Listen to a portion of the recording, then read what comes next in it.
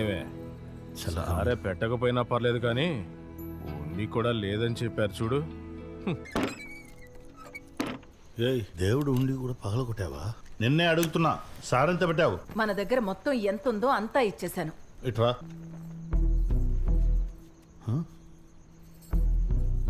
తాళి కూడా అమ్మేశావా? పిచ్చి పడిందా నీకు?